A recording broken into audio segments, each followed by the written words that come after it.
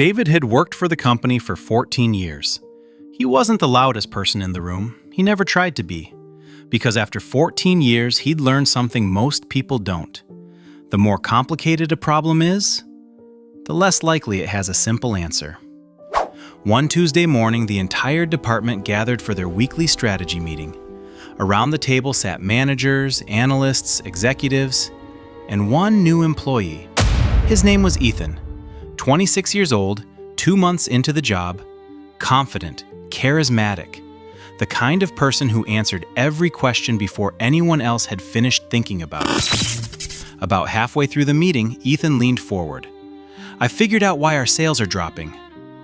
The room went quiet. For the next 3 minutes, he explained exactly how he'd fix the business. No hesitation, no uncertainty, no "I think," just certainty. Absolute certainty. When he finished, people nodded. One manager smiled. Another said, "I like that confidence." David looked down at his notebook. He had already counted 5 reasons Ethan's plan wouldn't work. But he didn't say anything, because experience had taught him something else. Sometimes, the person who sounds the most certain is simply the first person to stop asking questions. And here's the uncomfortable part. Most of us have met someone like Ethan, a coworker, a friend, a family member, someone who seems completely convinced even when they're completely wrong. But before you point to someone else, there's one question worth asking. Have you ever been Ethan without realizing it? The pattern. Think about the last time someone confidently explained something you knew a lot about. Maybe it was fitness. Maybe it was parenting. Maybe it was business. Or maybe it was something you've spent years learning. You listened. At first, it almost sounded convincing, but the longer they spoke, the more obvious the mistakes became. And yet, they never hesitated, not once. No doubt, no curiosity, no questions, just answers. Then something strange happened. Other people in the room started believing them, not because they were more knowledgeable, because they were more confident. It's one of the oldest shortcuts our brains use. When we don't know who's right, confidence often looks like competence, even when it isn't. The first "that's me" moment.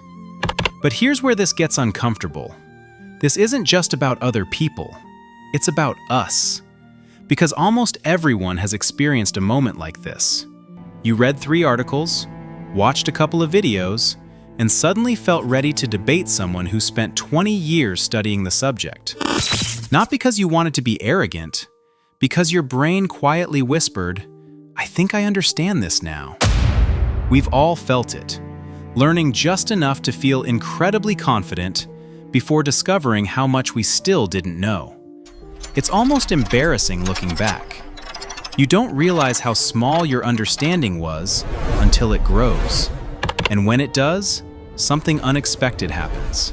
Your confidence often goes down before it comes back stronger. Why? Because for the first time, you can actually see the complexity you couldn't see before. This doesn't only happen in boardrooms. It happens at family dinners, online, in relationships, on social media. You see someone speak for 60 seconds with absolute certainty about nutrition, politics, mental health, money, or relationships. Thousands of people share it. Millions believe it. Not because it's accurate, because certainty feels convincing. The internet rewards confidence, even when confidence has outrun understanding. And that's where today's story becomes much bigger than David, or Ethan, or one meeting. Because psychologists have spent decades studying this exact pattern. They discovered something so surprising that once you see it, you'll never hear confidence the same way again. And strangely enough, the people who know the least are often the last people to realize it. Psychologists eventually gave this pattern a name. It's called the Dunning-Kruger Effect. But don't let the complicated name fool you. The idea behind it is surprisingly simple. People with very little knowledge in a particular area often believe they understand much more than they actually do. Not because they're pretending, not because they're trying to deceive anyone, but because the skills needed to become good at something are often the very same skills needed to recognize that you're not good at it yet. Think about that for a moment. The same mind that makes the mistake is also the mind trying to judge whether the mistake exists. It's like trying to check whether a ruler is accurate using the same ruler. If the ruler is wrong, every measurement still looks right. And that's what makes this psychological pattern so fascinating. The confidence isn't always fake. Sometimes it's completely genuine. Why confidence can be misleading. Imagine someone who's just started learning photography. They buy a new camera, watch a few tutorials, learn a handful of editing tricks. Within a week, they're giving advice to everyone else. Now imagine someone who's been photographing professionally for 15 years. Ask them almost any question, and their answer often begins with, "Well, it depends." Why? Because experience has introduced them to something beginners haven't seen yet: complexity, exceptions, nuance. Real expertise rarely makes the world look simpler. It usually makes you realize how much more there is to learn. That's why genuine experts often sound less certain, even when they're far more knowledgeable. Not because they know less, because they know enough to understand what they don't know. Everyday life, where we all do this. And this doesn't just happen with careers or education. It shows up in everyday life. A parent who's raised one child suddenly believes they've figured out parenting. Someone reads a few posts about nutrition and starts arguing with doctors. A person watches 3 investing videos, then confidently tells everyone where to put their money. Social media makes this even worse, because certainty spreads faster than uncertainty. Think about the videos that go viral. Never eat this. This one trick changes everything. Anyone who disagrees is wrong. Simple, certain, easy to remember. Now compare that to someone who spent 20 years studying the same topic. Their answer sounds more like, "It depends." The evidence isn't completely clear. There are a few important exceptions. One sounds exciting, the other sounds complicated. And our brains, especially online, often mistake simplicity for truth. But here's the part that changed the way I think about this completely.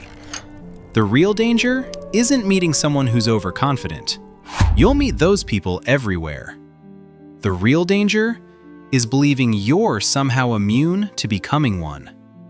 Because this effect isn't a personality flaw. It isn't something that only happens to arrogant people. It's something the human brain is naturally vulnerable to, including mine, including yours. If you're anything like me, there are probably opinions you held 5 years ago that now make you smile or cringe. Not because you became less intelligent, because you kept learning. And every time you learned something new, you also discovered how much you hadn't understood before. That's growth, not embarrassment, growth. But if this psychological trap is something all of us can fall into, how do we protect ourselves from it? And why do the wisest people often seem like the least certain people in the room? That's where things become even more interesting. The paradox. There's an old saying that goes something like this: the more you know, the more you realize you don't know. At first, it sounds almost poetic, but psychology suggests there's real truth behind it. Think about the wisest person you've ever met. Maybe it was a teacher, a grandparent, a mentor, or simply someone whose opinion you deeply respected. Chances are, they didn't rush to answer every question. They listened. They asked thoughtful questions. When they disagreed, they explained instead of attacking. And every now and then, they were comfortable saying something surprisingly simple. "I don't know." That isn't weakness. It's one of the clearest signs of intellectual maturity. Because confidence isn't the opposite of doubt. Real confidence leaves room for doubt. It understands that changing your mind isn't losing. Sometimes, it's evidence that you've learned something worth changing for. How to protect yourself. So how do we avoid falling into this trap ourselves? Not perfectly. None of us can. But there are habits that make it much less likely. The first is surprisingly simple. Get comfortable saying, "I might be wrong." Not because you lack confidence, but because you're leaving the door open for better evidence. The second, actively look for people who disagree with you. Not the loudest voices, not the angriest ones, the thoughtful ones. The people who challenge your ideas without attacking your character. Those conversations are uncomfortable, but they're often where the most meaningful growth happens. And finally, pay attention to how certainty feels inside you. Whenever you catch yourself thinking, "There's no way I could be wrong about this," pause. Not because you probably are wrong, but because absolute certainty is often the moment curiosity quietly disappears. And curiosity has taught humanity far more than certainty ever has. The story comes full circle. A few months after that meeting, David ran into Ethan in the office kitchen. By then, Ethan had been leading a project of his own. It hadn't gone the way he'd expected. They talked for a while, and at one point, Ethan smiled and said something David hadn't heard from him before. "I honestly thought this would be much easier." David smiled back. Not because Ethan had failed, because he'd finally started learning. That single sentence told David more than any confident presentation ever could. For the first time, Ethan wasn't trying to prove he had all the answers. He was asking better questions. And that's where real expertise usually begins. Not when you think you've reached the top of the mountain, but when you finally notice how much mountain is still left to climb. Maybe that's the biggest misunderstanding about intelligence. It isn't measured by how often you're right, or by how confidently you speak. It's measured by your willingness to keep learning, especially after you think you figured something out. Because the smartest people in the room aren't usually trying to sound smart. They're trying to understand. And those are very different goals. So the next time someone speaks with absolute certainty, listen carefully, not just to what they're saying, but to whether they're still curious.